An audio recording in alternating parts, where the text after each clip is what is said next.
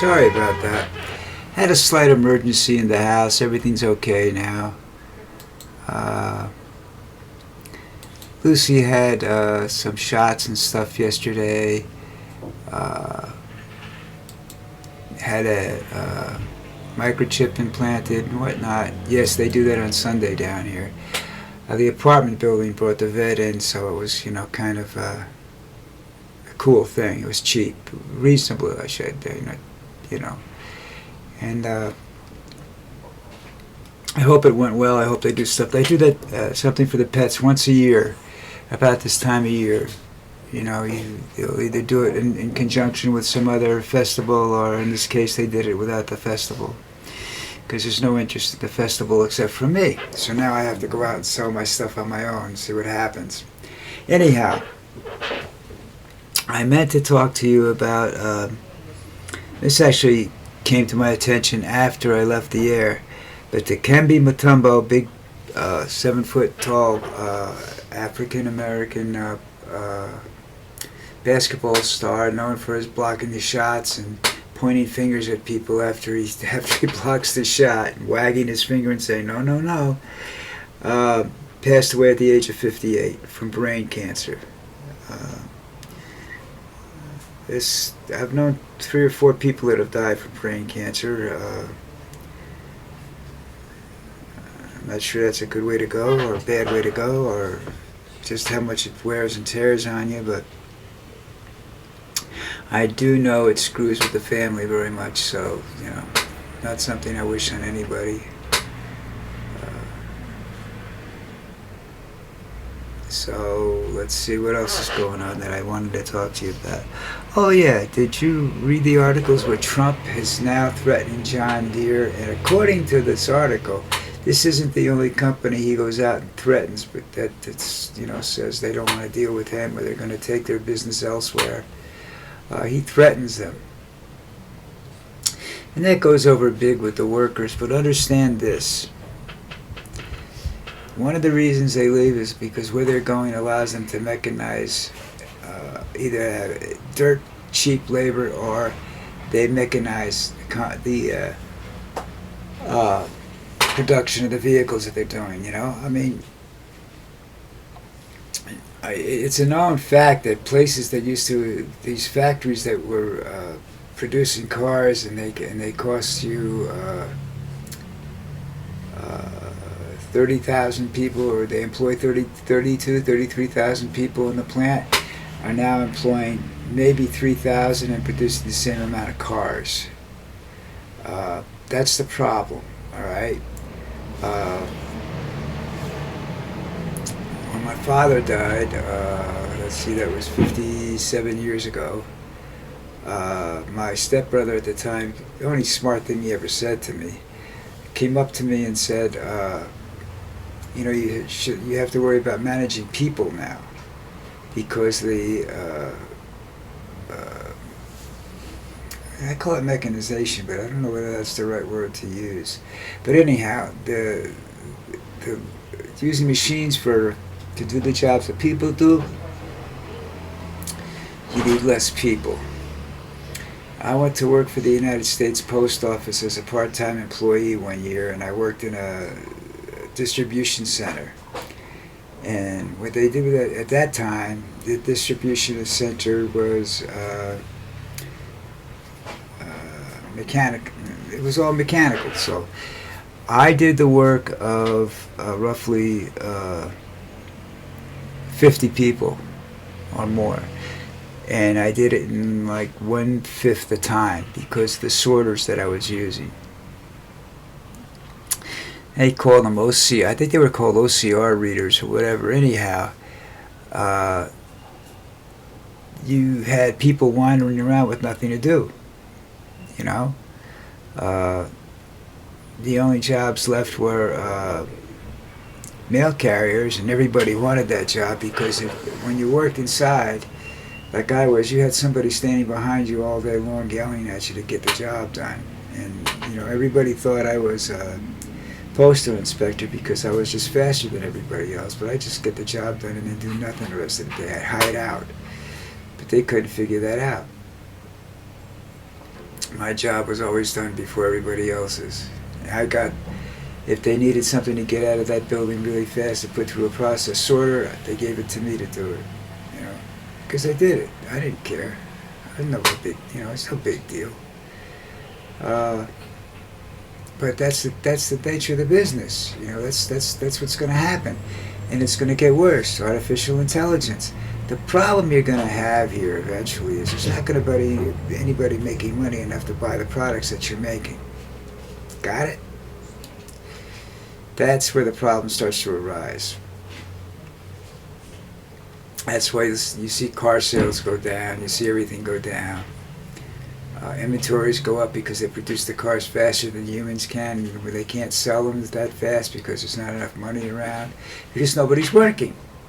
You used to figure out that if you had 30,000 people working in a factory making cars, you usually could almost guarantee at least 18,000 cars sold every year. New. Okay, because they got huge discounts and whatnot, auto workers, all that, yada, yada, yada. Doesn't happen that way anymore. Okay, that's not the way things are done anymore. So it's a huge problem for these corporations and whatnot that turn into I call it mechanization. I guess I'm not sure if that's the correct term, but that's the term I'm using. And then you have artificial intelligence is going to take the people that are above that were doing the thinking. They're going to be out of work. All right.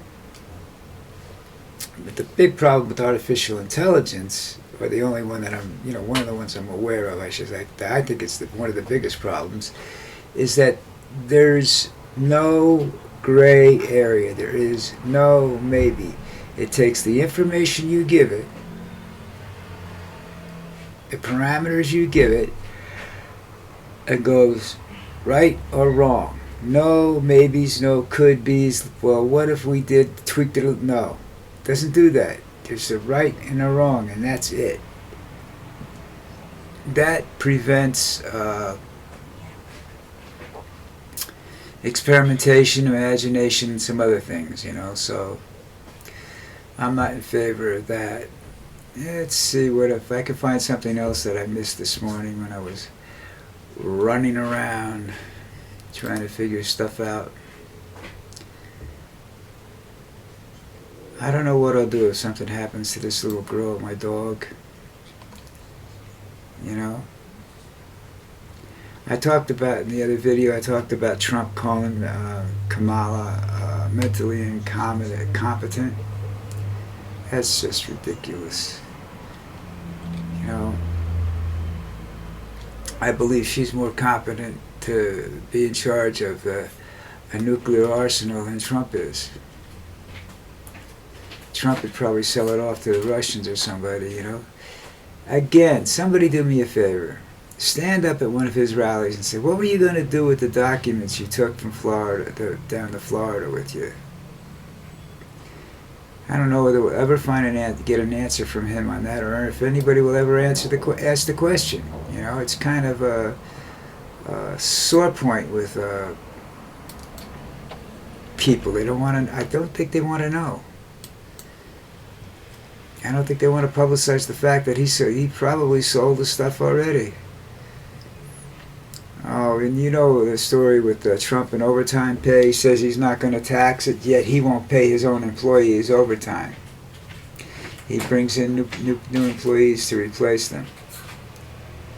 I've seen that done. I had a problem. The only problem I had with overtime was that it was taxed at the rate it was taxed at. You actually pay more money on overtime because you'll get it back. Usually get it back at the end of the year, but what they do is they take your overtime pay and they stretch it out, and that your tax rate is higher than what your regular pay is because it's time and a half or double time.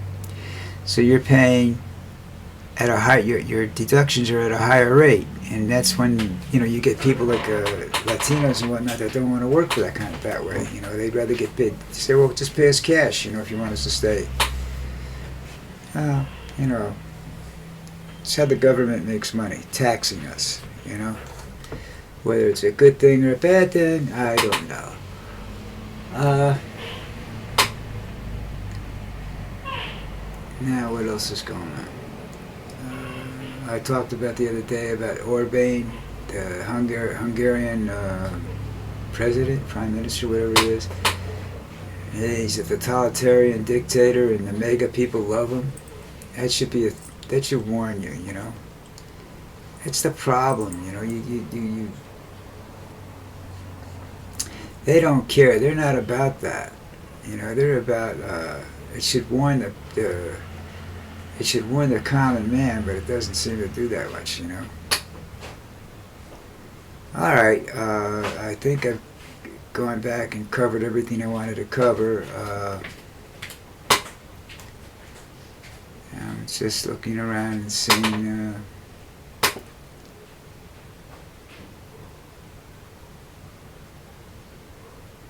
J.D. Vance spoke at an event that was hosted by a radical Christian nationalist. That's the party you got to worry about. Those are the people that think, you know, God should run this country. But the problem is that the people that are speaking for God. You know, that's where the problem starts. That's how things get a little crazy. Okay. Let's see. Eric Adams, the New York mayor, his political career is over. The chaos isn't.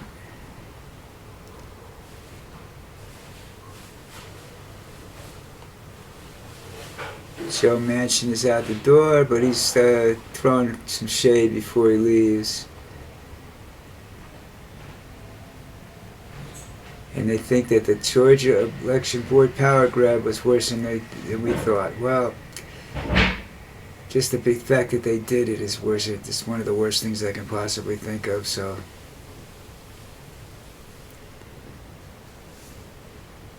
women are dying in Texas because they're being denied abortions and other forms of prenatal or postnatal care.